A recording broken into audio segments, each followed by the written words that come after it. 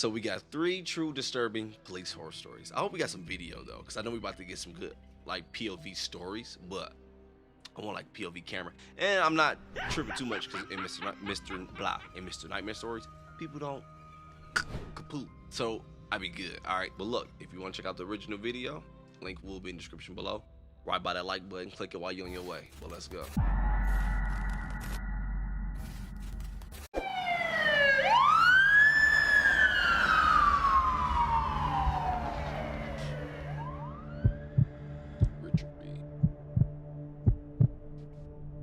I work nights for the Sheriff's Department in Bergen County.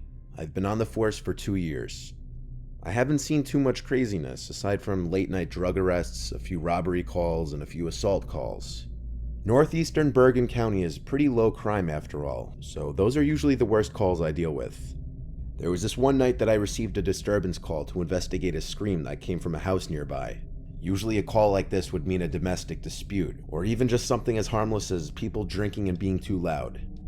I arrived to the house though, and I had to confirm twice that it was the correct house because none of the lights were on. There was a I know it's probably like a Google image, but damn, that's a nice ass house. car in the driveway though, a blue Toyota Sienna minivan. Someone was home. I went over to knock on the door a few times. The neighbor must have seen my car because he came out and walked over, reporting that he was the one to call the police.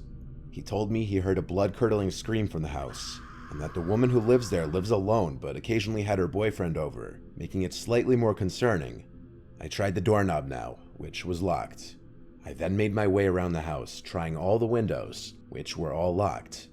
All but one of the backyard windows. It was already slid completely up, enough for someone to climb through. This was a red flag considering every other window was closed. I requested backup to the scene, and once I got confirmation, I climbed into the house through the window. I started to flick every light on that I could find in the house, starting in the kitchen and working my way to the living room. And yes, it's advisable for police to turn on the lights when investigating buildings. What you see in TV shows and movies where they leave the lights off is only done for suspense. I called out for the damn, woman. for real. I mean, I ain't know that, but damn. But it would make sense though, right? Like, nigga, turn a light on, boy, you gonna step on a damn booby trap. Where they leave the lights off is only done for suspense. Okay. I called out for the woman, trying to assure her it's okay, police were here. Though at that time, I still didn't know what exactly the situation was, other than she was reported screaming. There was no response no matter how loud I yelled.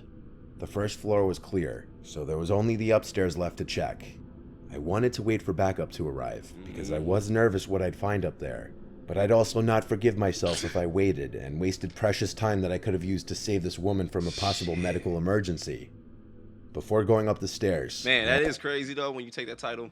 Like how you have to jump head first into this, because me off duty, I'm thinking, hell no, I ain't going up there.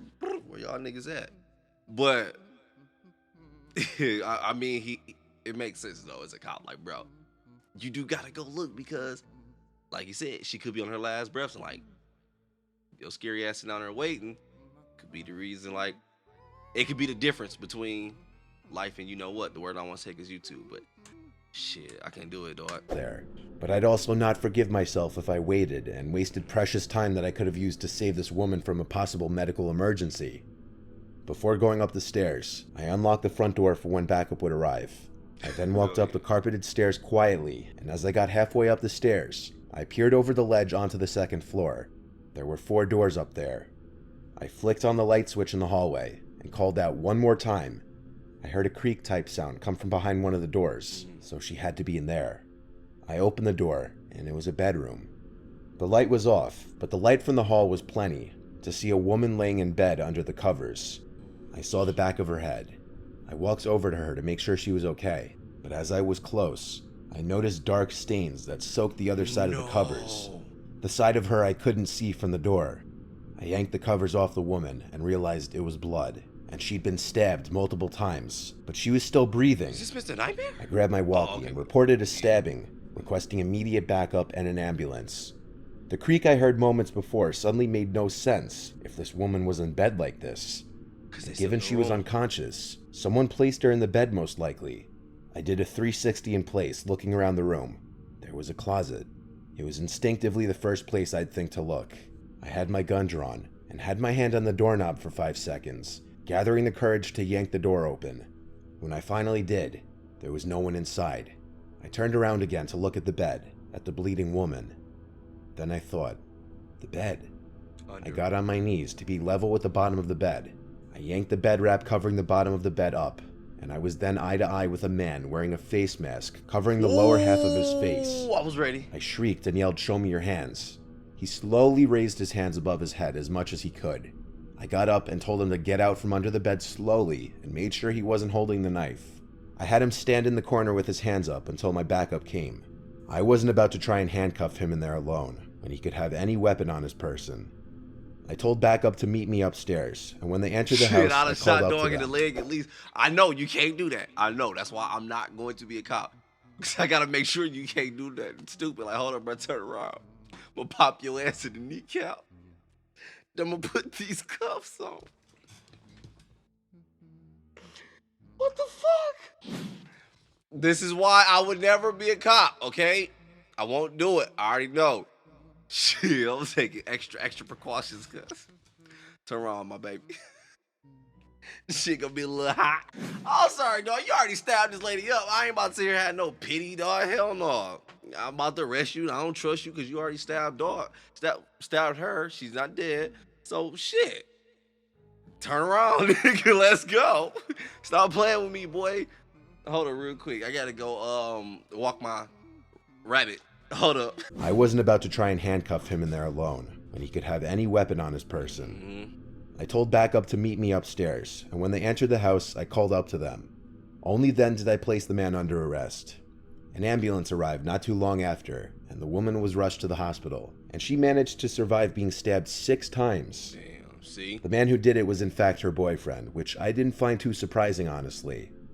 The man had found out that she cheated on him with his friend, and when he called her about it, she broke up with him over the phone, and this must have caused the man to snap. I'm just very thankful the woman survived. For real.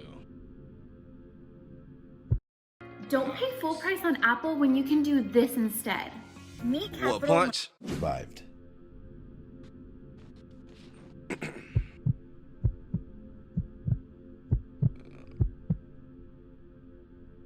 This story was told to me by my best friend's uncle, who works the night shift as a police officer in our city. A year or so ago, Mike, my best friend's uncle, was out on his nightly patrol with his partner Steve. They've been working together for years, and they're both Army veterans, so they're very level-headed and calm people, perfect for being police officers. When they got a call from a landlord at an apartment complex complaining about one of his tenants, they didn't really expect anything bad. They get calls like that all the time, so they headed over to see what was going on. When they arrived, the landlord greeted them outside. It was probably 1 or 2 in the morning, and everyone from the complex was standing out in the grass, which was odd. The landlord approached Mike and Steve and started to rant about one of their neighbors being crazy and turning all of the water on in his apartment. Apparently he was some guy in his 30s, and he'd been acting weird lately. Mike could see that there was water seeping out from the front door to the place, and decided they had to go in and do a welfare check on the guy. When they walked in, water was pouring down the stairs and clearly flooding the building, which meant that this water had to have been turned on for hours to cause this kind of damage. They climbed to the 2nd story and knocked on the door where the water was gushing out from. The landlord told them that the tenant's name was Adam, and so they pounded on the door calling his name. No one answered for a couple minutes, and so they decided to break the door down. When they did, they spotted Adam standing in his kitchen. All of the sinks, the shower, and the toilet from the bathroom, and a hose from outside were gushing water everywhere. Adam was standing there shaking. His eyes were wide, like he was terrified to move. "Adam, what's going on? Are you all right?" Mike asked while his partner Steve walked further inside to check everything out. Steve walked into the bathroom to turn off the water and to make sure no one else was in the apartment. Mike slowly approached Adam, who seemed terrified because he was shaking so much. He didn't even look at Mike as he approached. Again, he was asked what was wrong, and he finally stuttered out that there are people in the walls. Mike didn't hear what he was saying at first, but as he got closer, Adam started to hear it over and over, louder and louder. "There are people in the walls," until he was almost screaming it, getting himself worked up. Steve walked into the bedroom next and was clearing the room when he checked the closet and noticed something as he turned on the light. There was a very faint line that ran across the wall. At first he didn't think anything of it, but then he heard what Adam was screaming, and a sinking feeling hit his gut. The more he stared at it, the more he realized that the line was in the shape of a door cut out of the wall. It clearly wasn't meant to be there. Mike was about to lead Adam out of the apartment when Steve suddenly called to him, "You better take a look at this." Mike went into the other room to see Steve pointing his gun at the wall in the bedroom, clearly freaked out. They both approached the door, guns raised, while Adam started to cry in the back room. Steve quickly pulled the piece of wall back, and they both froze when 3 sets of eyes stared back at them. 3 people were pressed together in this tiny space in the wall, their faces painted in weird patterns. Both Steve and Mike ordered them out and handcuffed each one. By that time, backup had arrived and some other police officers got Adam out of there. They led the 3 downstairs and sent them off to jail. Mike and Steve were deeply disturbed by the whole exchange. It was only made worse when a couple months later, they found out that the 3 people on the wall were from some crazy cult out in the woods. They were trying to get Adam to join them. They preyed on him because they knew he had a past history of being mentally unstable. They were trying to scare him. He turned on all the water in an attempt to flush them out of his own home. To this day, Legit preyed on the weak. Legit. Damn. It was like they knew that was, well, I mean, they did know that was an easy target. So it's like we already, that's bullshit. We have the story. But the reason why I took the water on is trying to get them because they was legit in the damn walls. Damn. HPD, yo. I don't know. That's where I got my first big ticket from. Fucking Houston Police Department, boy. I had to pay back like $2,000. Dog. I was in high school too. That shit hurted. That's hella messed on him because they knew he had a past history of being mentally unstable. They were trying to scare him. He turned on all the water in an attempt to flush them out of his own home. To this day, Mike and Steve say that this was the most disturbing call they've ever been on. Not bad.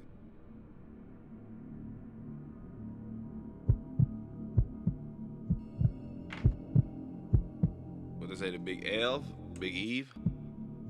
Big Ev? My nigga Big Ev.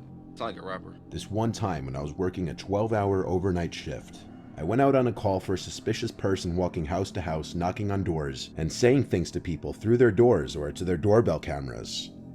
I arrived to the man's house who called it in, and he explained better in person that it was a middle-aged woman with long, wiry hair holding something behind her back, going door to door yelling at people to open up and mumbling to herself. The man who called the police had a Ring doorbell camera, and so he showed me the footage that it caught. The woman came up to the door, looked at the camera for a few minutes, literally, then pressed the button. She started speaking into the mic of the doorbell, and the homeowner started talking back through his phone, starting by asking who she is and what she wants. She kept saying, "Open the door, she needs blood," and would smile and cackle each time she said it. When he threatened to call the police, she laughed and started basically punching the door and trying to remove the Ring doorbell camera from the wall.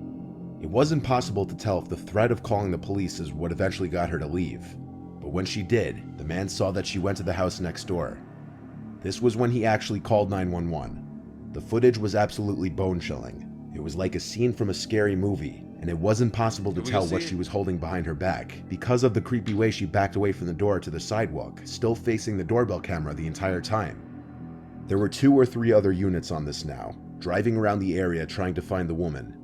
It was basically a mini manhunt now, and the description being used was possibly armed and dangerous woman. I checked the nearby houses on foot really quickly, then got back in my car and started patrolling the area as well. None of us could find the woman, and then we got a report of a breaking and entering nearby. Someone had called 911 to report that someone had entered their house with a weapon, and the caller was hiding in their bedroom upstairs. The caller also had a doorbell camera and was able to see the woman entering the house through the front door, but not before looking into the camera for a few moments again. I arrived to the house just about the same time as another unit. Entering the house was easy as the My bad, it's raining. My bad. I arrived to the house just about the same time as another unit. Entering the house was easy as the front door was left unlocked, of course. We had to enter with caution though, with guns drawn, because we didn't know how dangerous this woman was, or what she could be armed with. As we entered and the foyer was clear, another officer and I shouted that the police were here, and we ordered the intruder to come out with her hands up. Then there was a scream for help from upstairs. My adrenaline was rushing, as it does in any situation like this involving armed suspects. We ran up the stairs and followed the screams for help. They led us to the master bedroom.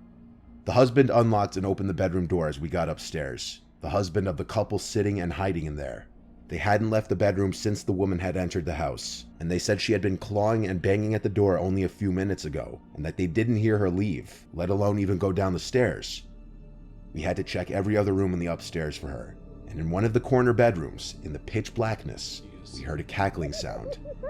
Not being able to see her, but to hear her, was downright spine-chilling. I flicked on the light to the bedroom, and she was there sitting on the bed, already looking at me and smiling. She had a huge knife in her hand. Shot, dog. There was blood. Stop playing me for real. No, I wouldn't have did that because the police, I'd been professional. I'm like, dog, go and get up, turn around.